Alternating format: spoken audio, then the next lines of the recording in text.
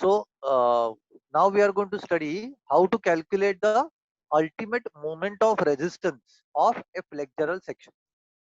Now to study that, first we need to study the beam section. तो beam section में study करना है मतलब क्या? देखो, so this is a typical RCC beam section, as all of you know.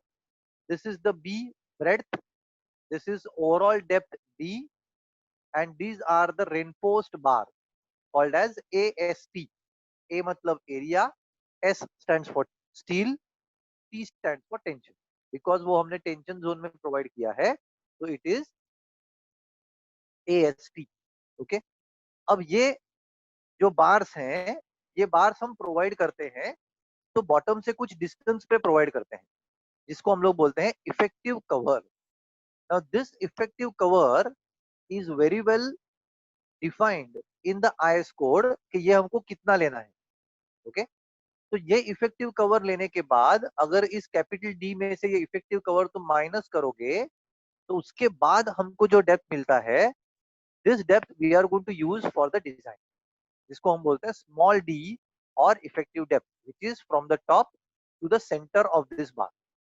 Okay, तो capital D मतलब क्या क्या आया, ये तो स्मॉल डी आया और इफेक्टिव कवर आया. इफेक्टिव कवर मतलब क्या, क्लियर कवर. ये बार के नीचे का जो जगह है इसको हम लोग बोलते हैं clear cover. And as you can see I have considered the cover up to the centre of the bar, तो इसमें मैंने डायमीटर ऑफ 2d लिया है. ओके, तो जब मैं इफेक्टिव कवर बोलता हूं, तो इफेक्टिव कवर का मतलब है clear cover plus diameter by 2.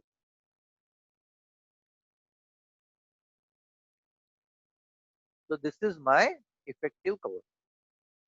Okay, समझ में आया? Is it clear?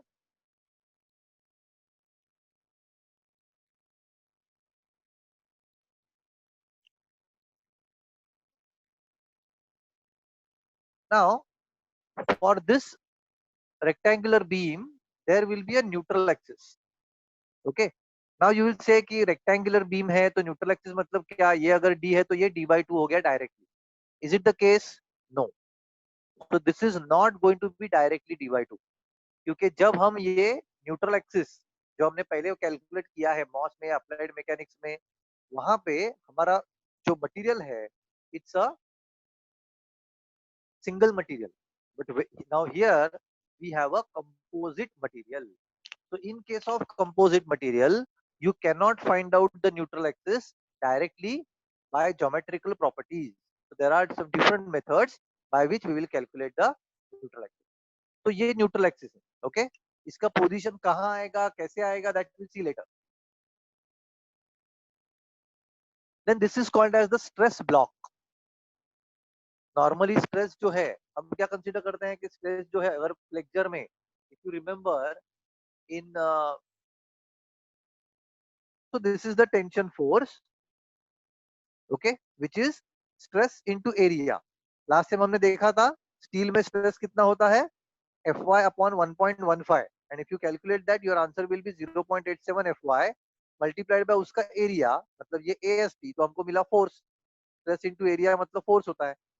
ऐसे ही अगर मैं कंप्रेशन के लिए कैलकुलेट करूं, तो कंप्रेशन का मेरा ये एरिया है जो अभी हाईलाइट हुआ था, वो एरिया. ओके, और स्ट्रेस कितना आएगा, तो स्ट्रेस है ये, कंक्रीट का स्ट्रेस होता है 0.446 FCK.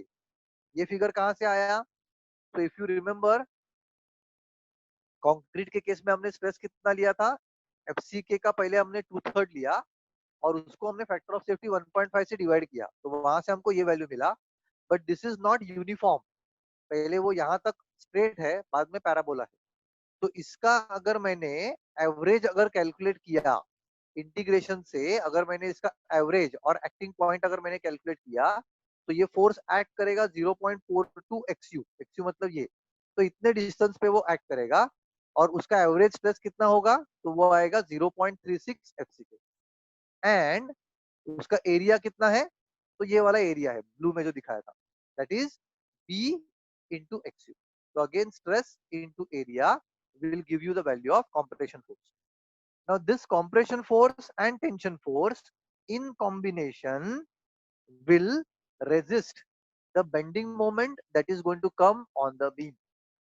तो इनको अगर resist करना है, तो these two shall be equal in magnitude and opposite in nature. देखो दोनों का डायरेक्शन अलग अलग है और दोनों का वैल्यू इक्वल होना चाहिए। तो दोनों का वैल्यू अगर इक्वल है और इन दोनों के बीच में अगर कुछ डिस्टेंस है जिसको हम बोलेंगे लीवर आर्म, तो this will act as a couple.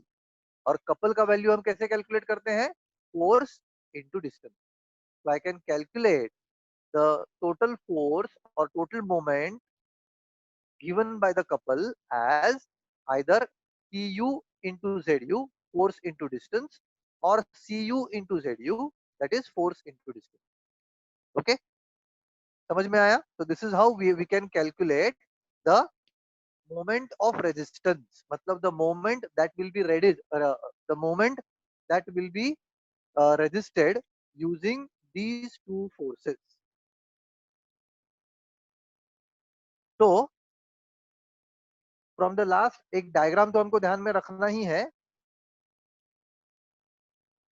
Okay, तो tension force, compression force and lever arm. Now ये जो सेक्शन है flexural section, it normally fails in three ways. Okay, three ways मतलब क्या? जब ये फेल होगा तो इसके अंदर दो मटेरियल है, we have concrete and we have steel. तो ये दोनों मटेरियल जब फेल होंगे, हम फेल्यूर किसको कंसीडर करेंगे? तो इसका जो मैक्सिमम स्ट्रेन है, जो हमने हमारे एजम्पशन में कंसीडर किया है, if you remember the assumptions, we have considered the maximum strain in concrete and steel as 0.0035 for concrete and 0.002 plus 0.87 Fy upon ES for steel.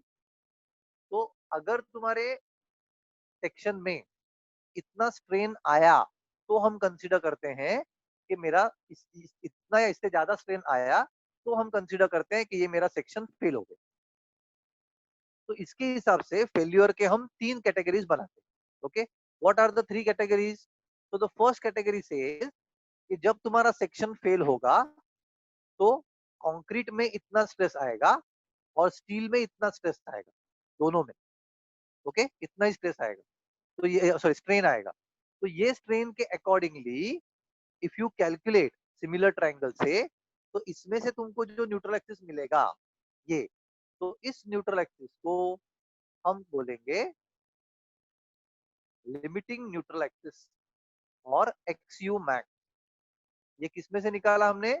ये एक्सयू मैक्स हमने कैलकुलेट किया है स्ट्रेन डायग्राम से। This we have calculated from the strain diagram. And in this case, what we have considered that the strain in concrete and steel, limiting strain in concrete and steel reaches to its value at the same time. Okay, दोनों में maximum है. Now the second case. So in the second case, as you can see here, at the bottom, steel का strain देखो maximum तक गया है, लेकिन concrete का मैक्सिमम तक नहीं पहुंचा, कंक्रीट का थोड़ा उससे कम है। ओके, कंक्रीट का जो स्ट्रेन का वैल्यू है, ये स्ट्रेन का वैल्यू लिमिटिंग वैल्यू से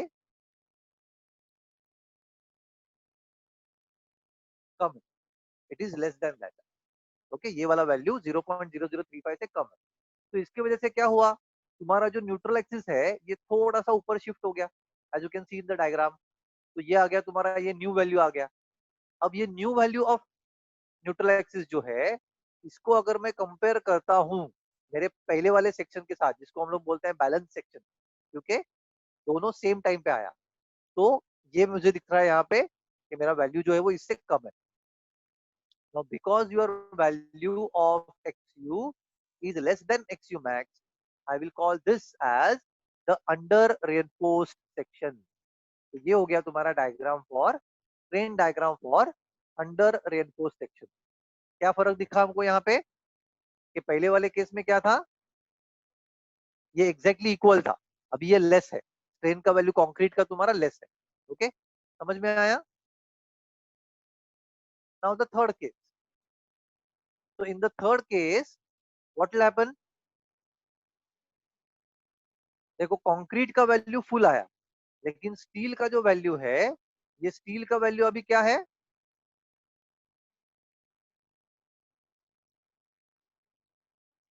स्टील में आने वाला जो स्ट्रेन है ये उसके लिमिटिंग वैल्यू से अभी कम है।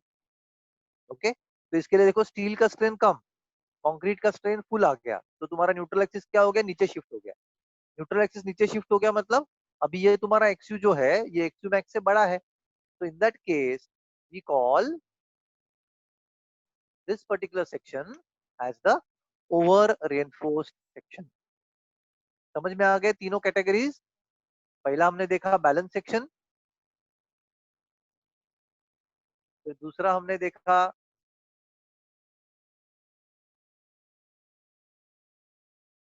ओके, पहला कैटेगरी हमने देखा दैट इज द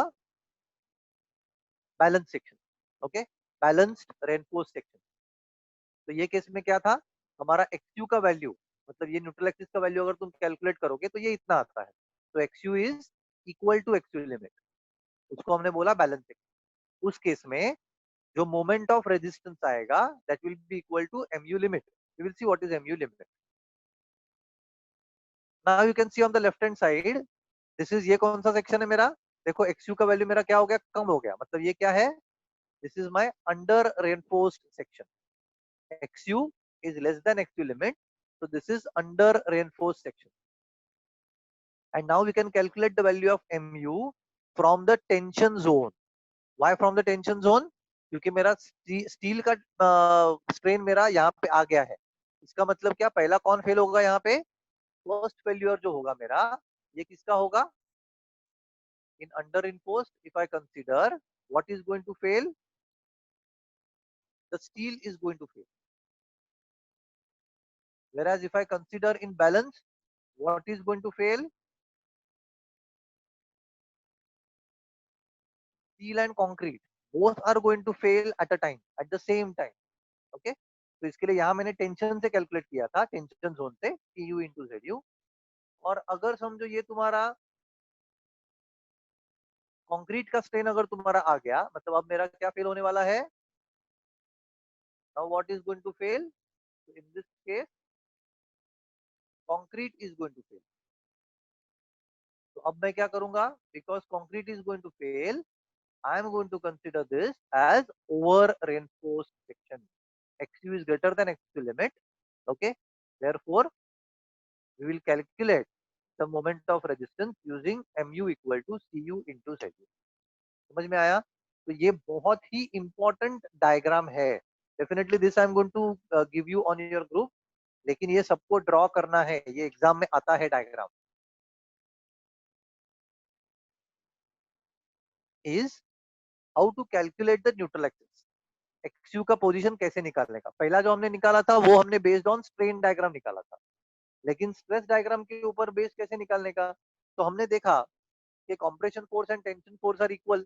ये कंप्रेशन फोर्स का फॉर्मूला है, ये टेंशन फोर्स का फॉर्मूला है, दोनों को अगर मैंने इक्वेट किया तो ये बाकी का पार्ट अगर मेरा नीचे चला गया तो I will get the value of x u. तो you can calculate x u as 0.87 FY upon 0.36 FCKB। इसमें से हमको एक्सयू का वैल्यू मिल गया, तो now you compare, x u less than x u limit अगर है तो सेक्शन हो गया अंडर इनफोर्स्ड, तो use M u equal to T u into Z u. T u मतलब क्या, 0.87 FY और जेडयू हमने पहले डायग्राम में देखा था, ये जेडयू का वैल्यू। अगर तुम्हारा एक्सयू का value greater than x u limit है तो you will consider the section as over reinforced, मतलब सीयू इंटू जेडयू। ये है तुम्हारा सीयू का वैल्यू और ये है तुम्हारा जेडयू का वैल्यू, दोनों को मल्टीप्लाई करो तो तुमको एमयू का वैल्यू मिल जाएगा। बट इन सम केस अगर तुमको ये एक्सयू तुम निकाल ही नहीं पाए, ऐसा कब होगा, जब तुम्हारे सेक्शन में तुमको स्टील रेनफोर्समेंट कितना है वो दिया नहीं रहेगा। क्योंकि ये डायग्राम में देखो हमको चाहिए, जब तक एएसटी हमको मालूम नहीं है तब तक मैं एक्सयू का वैल्यू कैलकुलेट नहीं कर सकता। तो अगर तुमको एएसटी नहीं दिया है और बोला कि मोमेंट ऑफ रेजिस्टेंस निकालो, तो in that case what you will do, in that case you will take this, you will consider, you will assume that the XU is equal to XU limit. You will calculate XU limit using the formula and MU limit also using the formula. मतलब जो table मैंने दिखाया था वो, इसमें से like this, for these three sections you can calculate the moment of resistance. समझ में आया?